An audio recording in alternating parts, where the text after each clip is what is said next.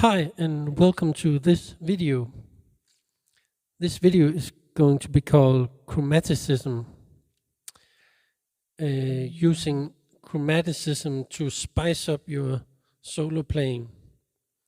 I use this so much that before recording this video I had to actually remind myself playing a little bit as to where I'm actually using it, because it's so second nature to me, especially when I play more of my jazzy stuff, playing with a pick. I really like to play more with my fingers as well. I still use a lot of chromaticism there, so I'll kind of show you both.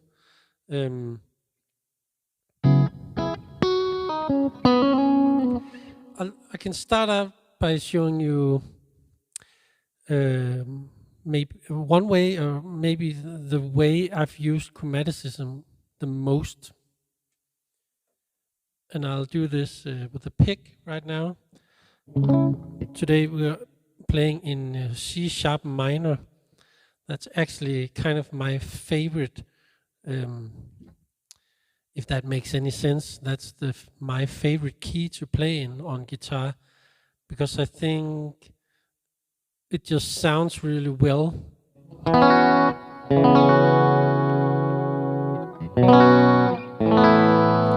And you have a great diatonic access to voicings with some open strings that sound really good.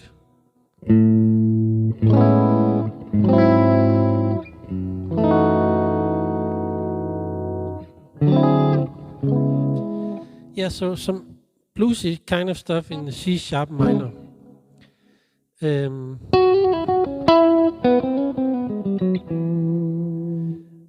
Maybe I'll just start showing you a bunch of random things like licks and whatever with some chromaticism in there. For instance, this thing.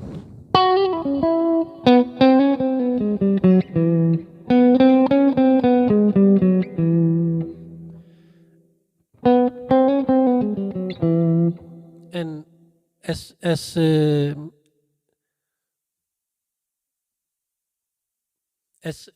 the way it is with everything regarding practicing or playing guitar in general, it's all about making music, and so that's why I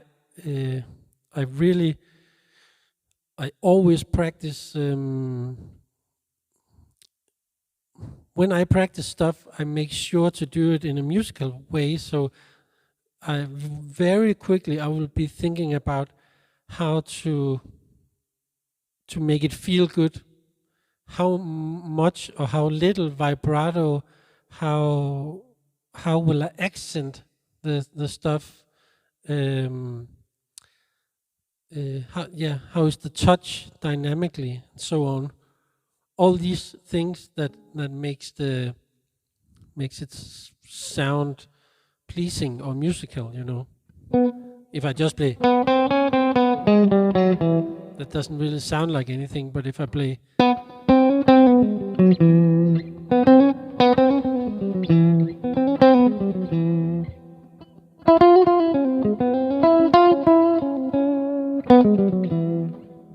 but just this descending thing, which is kind of a blues thing.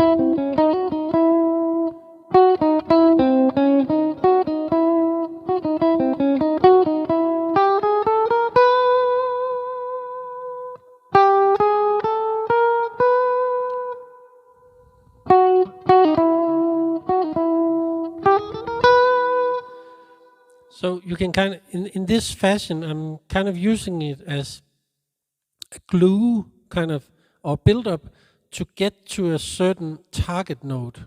So for instance here, I'm aiming for the 7th. So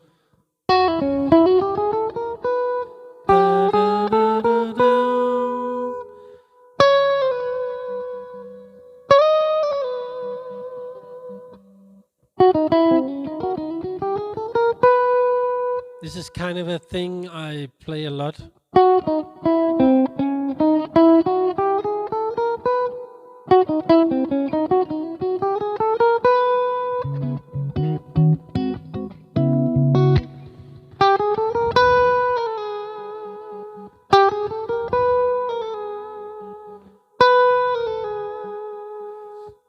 And that's another thing that I really like to do with the chromatic notes in there, is to kind of hammer off and then vibrato. But I'll make videos on many of these subjects. But I have to kind of just talk about some of the stuff, of course. So that's one thing here. 2, 3,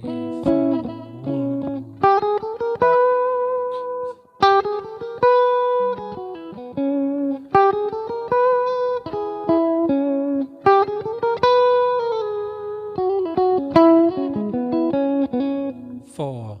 1. Four. This is maybe one of the kind of licks or lines that I really remember as a teenager, sitting with a CD player and pausing on and off and getting and using the looping function and stuff to get these, which is kind of saxophone bebop lines. I heard these kind of lines from Mike Stern and Pat Metheny, but and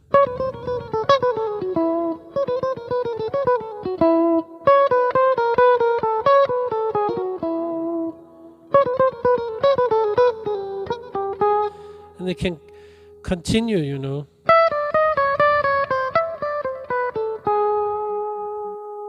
Try this one out.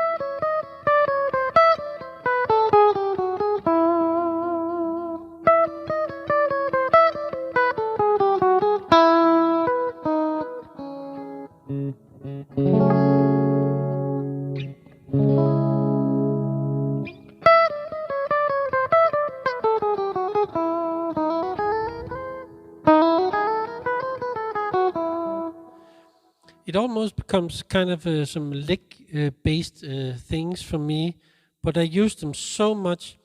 I will show you a little bit more of these kind of chromatic licks here, just in different tempos, so you can maybe rehearse them like that a little bit. And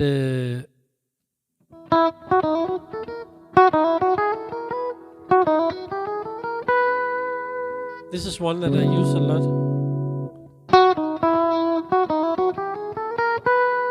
Again, it's kind of the same ascending line.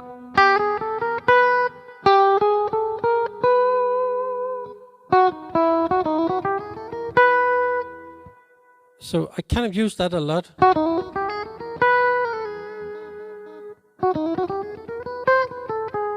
And you can kind of extend it.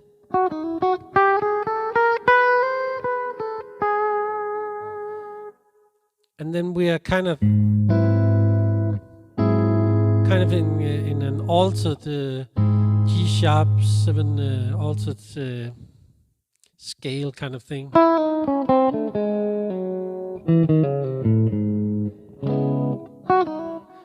That's another thing. Maybe I'll go into that a little bit in another video. But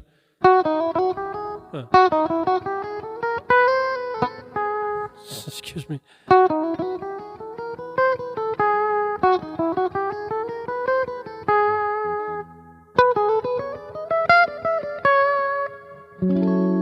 This functions very well as a what's the English word when you make your root chord a dominant, so you make it to a major 7 to the next one. A little bit of kind of the beginning jazz harmony here. So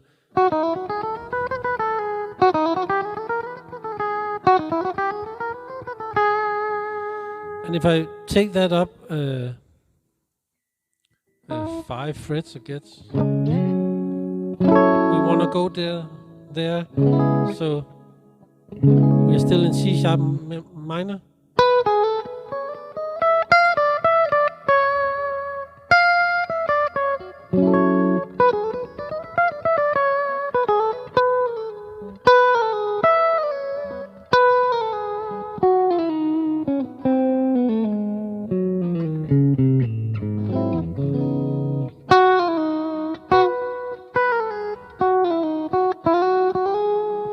Another place where I use it a lot is like, this is a very Pat Metheny kind of thing,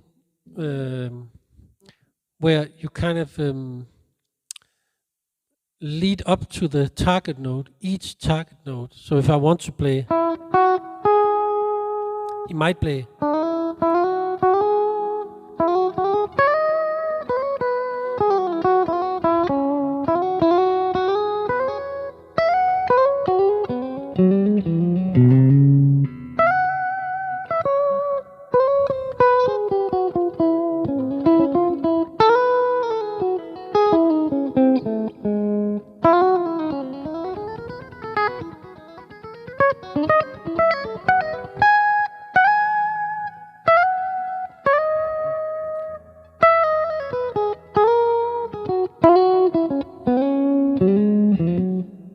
I think you get the idea, but that thing of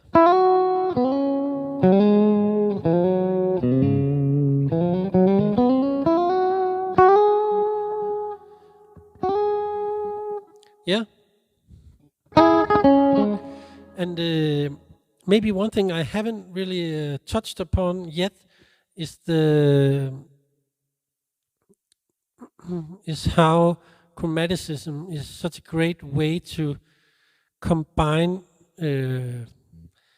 your position playing. For instance, if you are very used to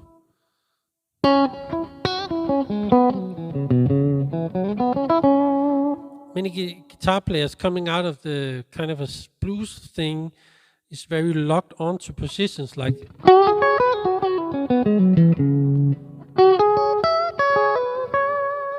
and I do like that sound because I come from exactly that background.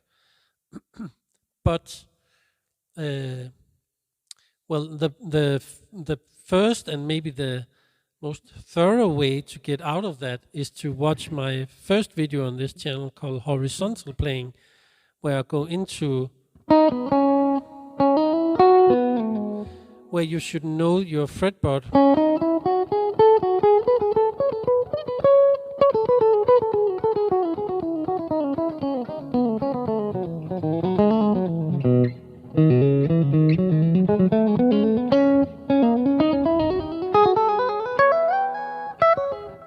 know the fretboard in a horizontal fashion, but a simpler way of combining your secure places to play. For most bluesy guitar players, the root bar chord thing is their home.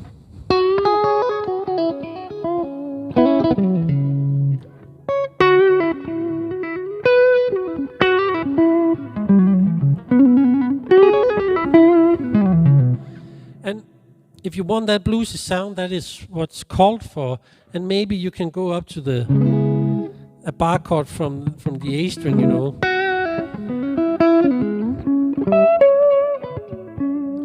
But all the things in between there, you can use chromaticism.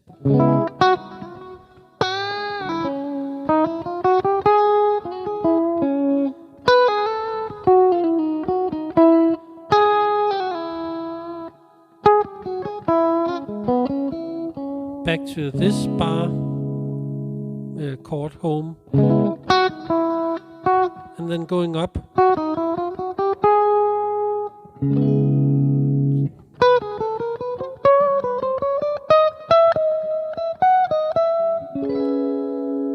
So just by going up and down chromatically, you can kind of shift between your position playing. So.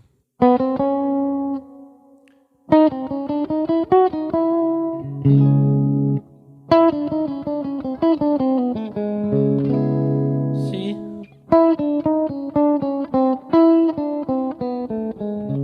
It goes a little bit harmonically outside here. You can learn it as a lick and then understand the harmony part of it later on. That's definitely the way I did it, because I started listening and copying lines and solos and playing from all my favorites like Mike Stern, Pat Metheny, John Scofield. And when I was a teenager, I didn't know about there was something about the harmony that I could hear and feel, but I couldn't grasp it with my mind because I don't have any theoretical education behind me, especially not at that time. All that stuff I just figured out as an adult. So here I'm using some chromaticism and staying in this position.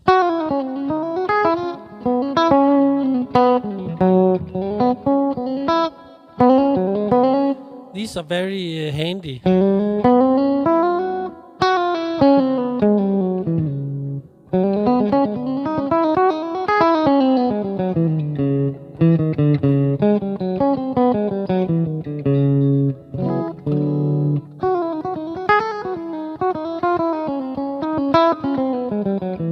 You can just experiment with that. It's just staying here in the same.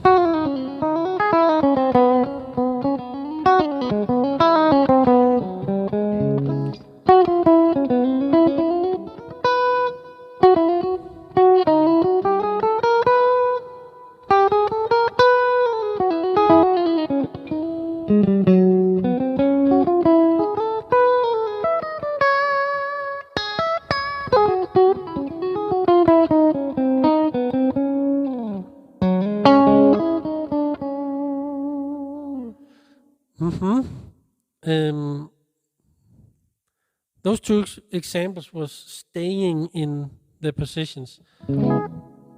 And as I mentioned before, the other thing you can do is going between the positions, using that as an aid for that.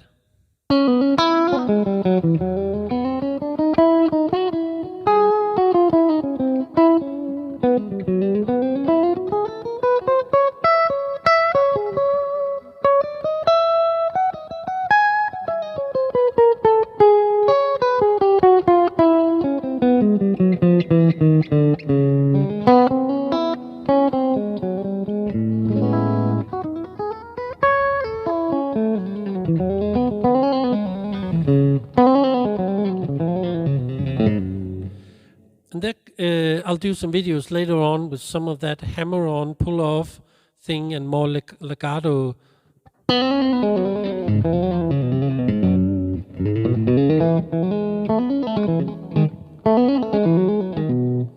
But that's not really. Now I'm spreading out and I'm not using chromaticism, but.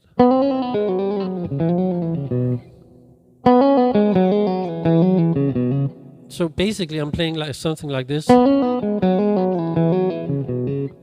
And using chromaticism in there.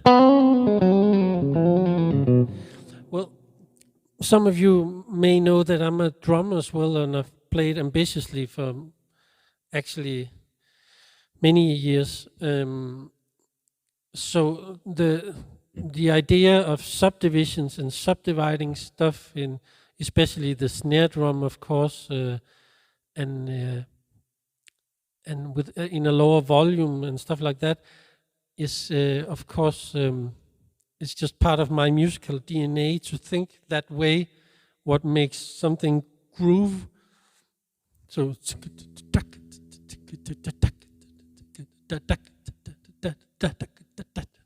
all these small.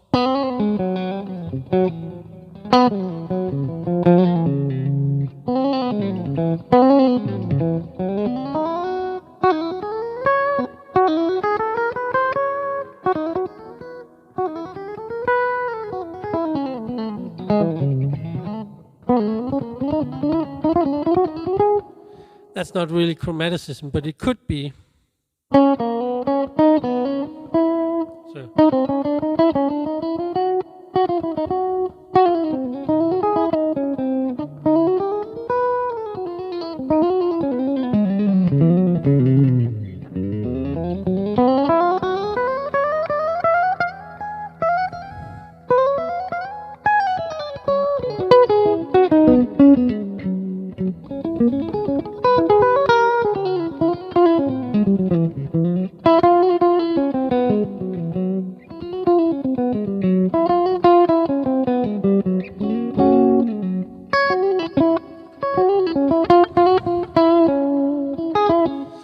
So of course, when using chromaticism, you touch upon so many harmonically interesting stuff that you could dive into. And when I do this kind of thing, there's a suspense there because you're playing the major third in a minor key, kind of like, you know,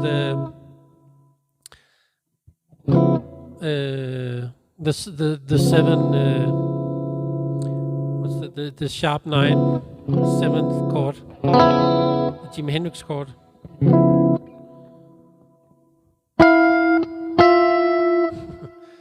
Yeah.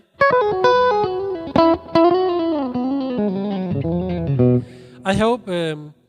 I guess these chromatic things are some things that are actually kind of best shown and a little bit hard to explain because you can touch on so many harmonically interesting things, but that's not really the. Well, it is the purpose with this video to maybe engage your ears and maybe you feel like going into some of what is it when I.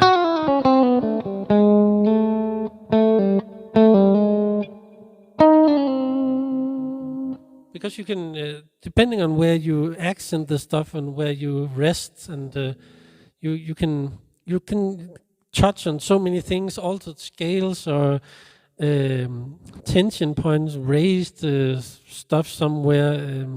There's so many things you can touch upon, but the main thing is to experiment with these chromatic things and see if you have some. If you have a few licks in different places, and see if you can. If you can combine these with some chromaticism.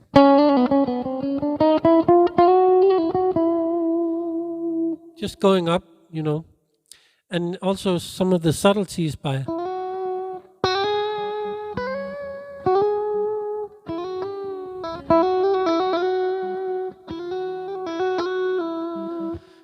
There's also some chromaticism in doing these.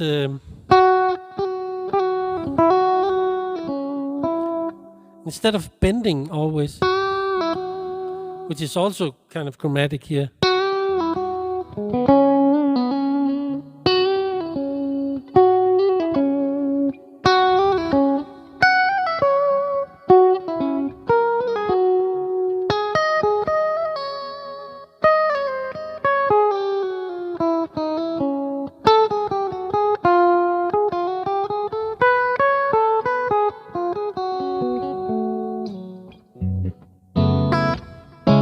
Yeah, so I'm touching on a lot of different stuff here, but I hope you can re-watch this and find some of the good. I just made a little backing track as usual. I'll try to play a little bit of stuff over it using some of the chromatic things. And as always, I'm going to do a little video after this one, just playing over the backing track and uploading it to my main channel, just called Steffen Brix, which is my name. So if you want to hear me play more elaborately or for a longer period of time over that little looper thing, you can go to my main channel as well. And I hope you'll like and subscribe this video and go do the same on my main channel. And then I'll see you both places all the time. And I do also, before I forget to mention, I do have online guitar students as well. So if you're interested in that, you can write me a mail and it's going to be in the description below. And for any other questions, just write in the comment section. And yeah, maybe I'll even you can link to some of your examples or playing of this stuff in the comment section. So here it is, some jamming with a chromatic focus, and on the other channel just some more fluent soloing. Okay.